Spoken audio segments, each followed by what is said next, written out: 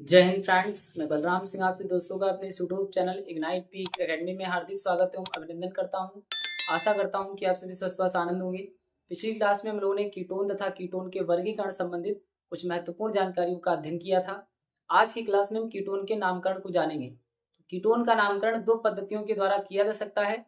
सबसे पहली पद्धति है आपकी साधारण या निरर्थक नाम पद्धति और दूसरी पद्धति है आयुपीएसी पद्धति। तो इसमें हम लिखेंगे कि कीटोन के नामकरण को कीटोन के नामकरण को दो पद्धतियों के द्वारा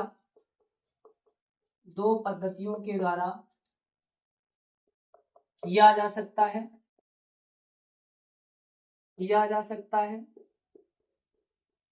कीटोन के नामकरण को दो पद्धतियों के द्वारा किया जा सकता है। इसमें सबसे पहली हेडिंग हम डालेंगे साधारण या निरर्थक नाम पद्धति।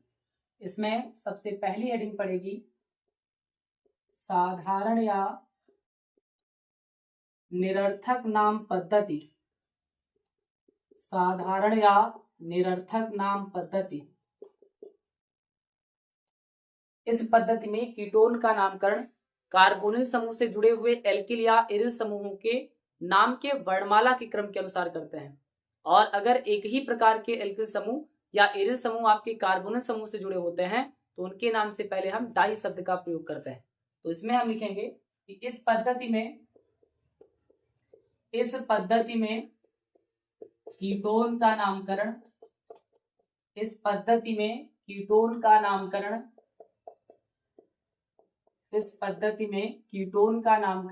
कार्बोनिल समूह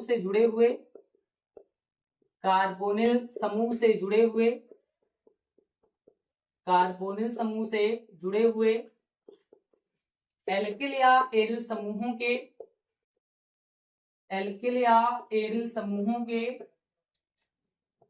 एल्किल या एरिल समूहों के वर्णमाला के क्रम के अनुसार करते हैं। वर्णमाला के क्रम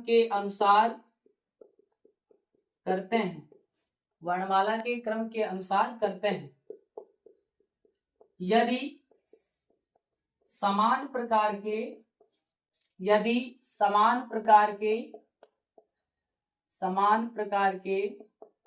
एल्किल या एरिल समूह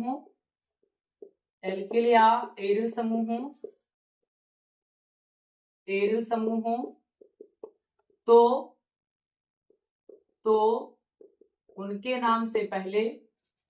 तो उनके नाम से पहले डाई शब्द का प्रयोग करते हैं।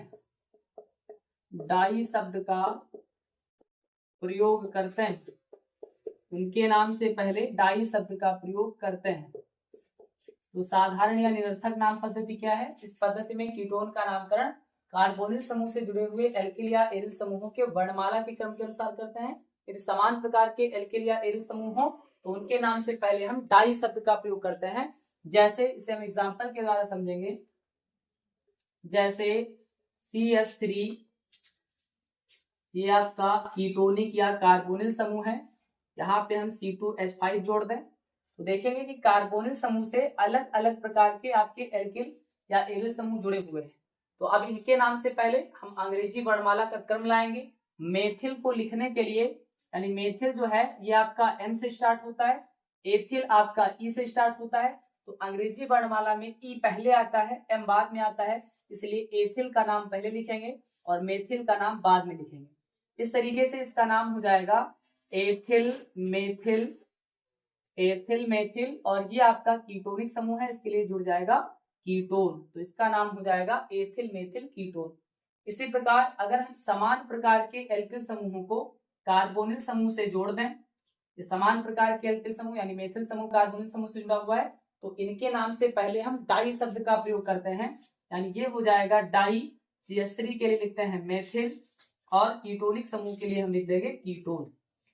इसी प्रकार एक अगला एग्जाम्पल, ये कार्बोनिल समूह है, इसमें हम एक से जोड़ दें CH3 समूह को, एक से CH3 समूह को जोड़ दें और एक से हम एरिल समूह को जोड़ दें, यानी बेंजीन रिंग को जोड़ दें। अब इसका नामकरण कैसे हो जाएगा? तो बेंजीन को हम फीन भी कहते हैं, यानी फेनिल हो जाएगा, ये मेथिल हो जाएगा। तो फेनिल PH से स्टार्ट होगा, यानी P से स्टार्ट होगा, मेथिल आपका M से स्टार्ट होगा। तो पहले किसका नाम आएगा? पहले आएगा मेथिल का नाम, फिर उसके बाद में हम फेनिल का नाम लिखेंगे, क्योंकि अंग्रेजी वर्णमाला में M पहले आता है और P बाद में आता है। इस तरीके से इसका नाम हो जाएगा मेथिल, फेनिल और कीटोन। तो साधारण या निरर्थक नाम पद्धति में अगर असमान एल्किल या एरिल समूह जुड़े हुए हैं तो अंग्रेजी वर्णमाला में जो शब्द पहले आता है, जो वर्ड पहले आता है, उसके नाम को हम पहले लिखते हैं, और जो बाद में आता है उसके नाम को बाद में लिखेंगे। कीटोनिक समूह के लिए आपको कीटोन शब्द जोड़ना है।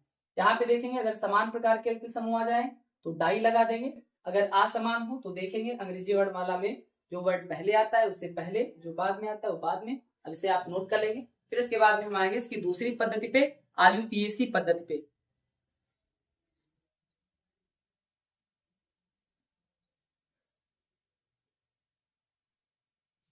दूसरी हेडिंग डालना है IUPAC पद्धति, IUPAC पद्धति।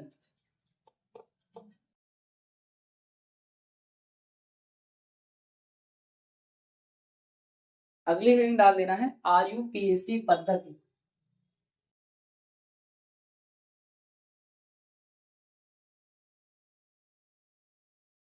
इस पद्धति में कीटोन को एल्केनोन कहते हैं। तो इसमें हम लिखेंगे कि इस पद्धति में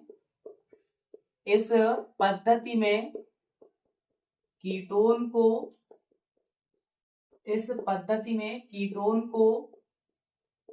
एल्केनोन कहते हैं।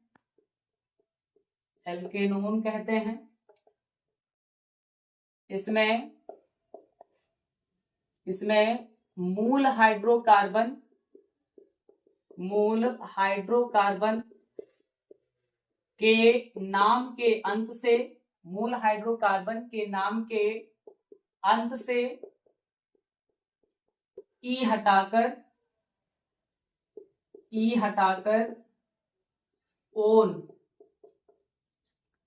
ओन शब्द जोड़ देते हैं, या हम कहें ओन जोड़ देते हैं। इस पद्धति में कीटोन को एल्केनोन कहते हैं। इसमें मूल हाइड्रोकार्बन के नाम के अंत से ई हटाकर ओन जोड़ देते हैं। अब अगर हम कार्बन परमाणु की गिनती को करें तो उस ओर से करते हैं जिस ओर से आपका कार्बोनिल समूह या कीटोनिक समूह पास पड़ता है। तो इसमें हम लिखेंगे कि इसमें कार्बन परमाणुओं की गिनती उस ओर से करते हैं,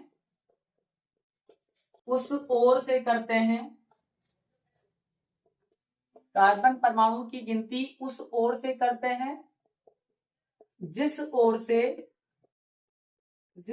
से कार्बोनिल समूह या हम कहें कीटोनिक समूह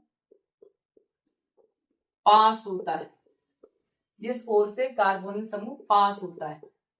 इसे हम एग्जाम्पल के द्वारा समझेंगे। जैसे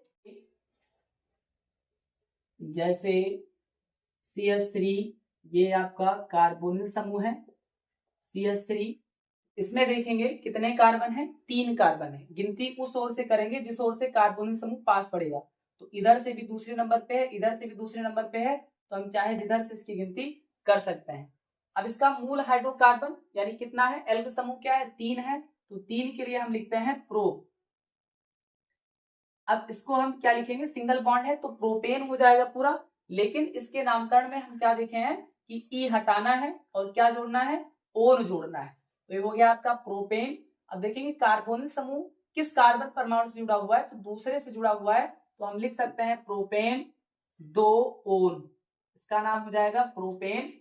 जनक कार्बन क्या है? जनक हाइड्रोकार्बन श्रृंखला 3 है, तो उसके लिए प्रोपेन, नाम के अंत से ई हटाना है, ओन जोड़ना है। ओन के लिए देखेंगे कार्बोनिल समूह किस कार्बन पे? दूसरे पर, तो 2 लगाएंगे, तीसरे पे होता तो 3 लगा देना। यानी एल्डिहाइड का और कीटोन का और कार्बोक्सिलिक का जो क्रियात्मक समूह का आपका कार्बन होता है, ये भी श्रृंखला में ऐड किया जाता है। इसको आपको याद रखना है। इसका दूसरा एग्जाम्पल हम देखेंगे CH3 कीटोनिक समूह, CH2 CH3। अब इसमें देखेंगे कितने कार्बन है, तो 1 2 3 4 कार्बन है। तो 4 के लिए हम लिखेंगे क्या, ब्यूटेन, नाम के अंत से ई हटाना है।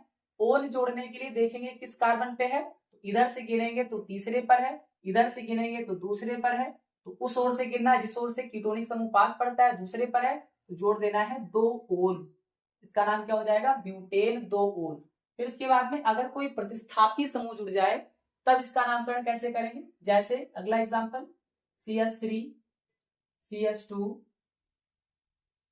कीटोनिक समूह CH CH3, यहां से हम जोड़ दें आपका CH3 समूह जोड़ दें, या हम Cl जोड़ दें, उससे कोई इफेक्ट नहीं पड़ता।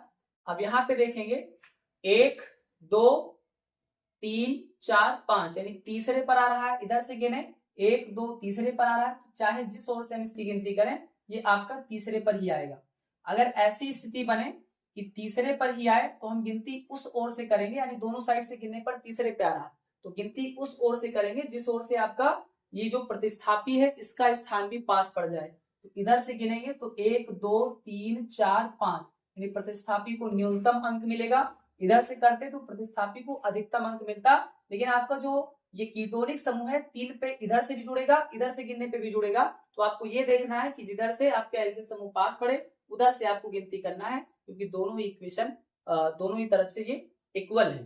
तो अब इसके नामकरण में देखेंगे कितने कार्बन, 5, तो 5 के लिए लिखेंगे पेंटेन, ई हटाना है, और जोड़ना है। लेकिन इसके लिए हम देखेंगे, इसमें हम देखेंगे कि सबसे पहले हम प्रतिस्थापी का नाम लिखेंगे। तो प्रतिस्थापी आपका दूसरे कार्बन से जुड़ा हुआ है, तो हम लिखेंगे 2 मेथिल, CH3 है तो 2 मेथिल, फिर मूल शब्द आपका 5 है यानी हो जाएगा पेंटेन, लास्ट में ई नहीं जोड़ना है। फिर ओन कहाँ पे जुड़ेगा, तीसरे कार्बन परमाणु से आपका एक कीटोनिक समूह जुड़ा हुआ है, यानी ये हो जाएगा 3 ओन। तो इसका पूरा नाम हो जाएगा 2 मेथिल पेंटेन 3 ओन, ये इसका आईपीएससी नामकरण हो जाएगा। तो आईपीएससी नामकरण में आपको 2 बातें महत्वपूर्ण है, याद रखनी है। सबसे पहले हम कार्बन परमाणु की गिनती उस ओर से करते हैं जिस ओर आपका कीटोनिक समूह पास पड़ता है। फिर उसके बाद में हम जो जनक हाइड्रोकार्बन श्रृंखला होती है उसके नाम के अंत से ई को हटा करके ओन शब्द जोड़ देते हैं। ओन शब्द का निर्धारण जहां पे कीटोनिक समूह जिस कार्बन परमाणु पे होता है उस नंबर को हम यहाँ पे डिनोट करते हैं, उस नंबर को हम यहाँ पे प्रदर्शित करते हैं, इसे आप नोट कर लेंगे। इस तरीके से आज की क्लास में हमने कीटोन के नामकरण में 2 पद्धतियों, साधारण नाम पद्धति तथा आईयूपीएसी पद्धति का अध्ययन किया है। इससे अगली क्लास में हम कीटोन बनाने की विधि तथा उसके रासायनिक गुणों का अध्ययन करेंगे। तब तक के लिए पढ़ते रहिए, बढ़ते रहिए। Thank you. जय हिंद, जय भारत।